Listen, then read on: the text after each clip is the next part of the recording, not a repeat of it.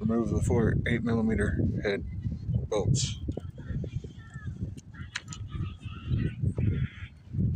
Pull this plate away in a way that you can see.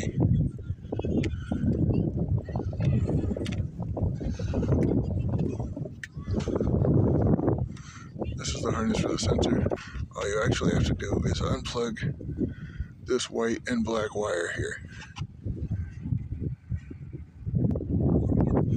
Alright, what I've done in the past, when the sensor itself actually went out, cut this end off here, left some wire on it, and I simply stripped the ends of these wires and I twisted them together, taped them, and shoved it back in there.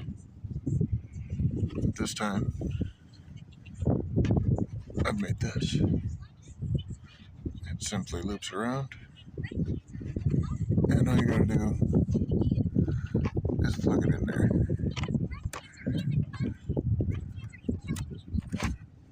And that is how you bypass your sensor.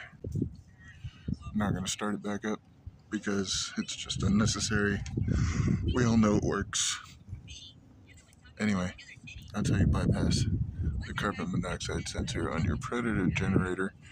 Pretty sure it's the same for all the models. Either way, it'll be the wires coming off your sensor there. Usually a black and white wire. The rest of the wires can stay plugged in.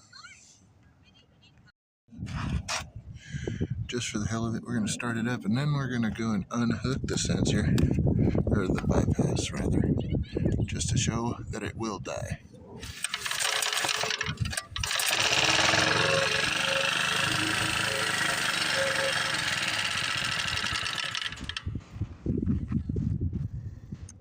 I'm going to try and start it without it. Starts for a second, shuts right off.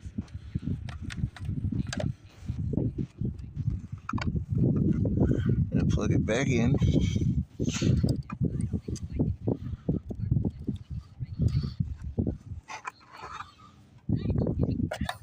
Start it up.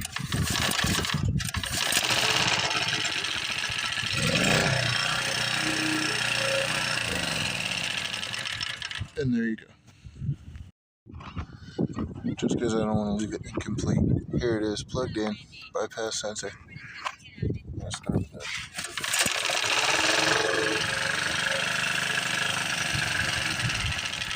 Alright, there it is, started up.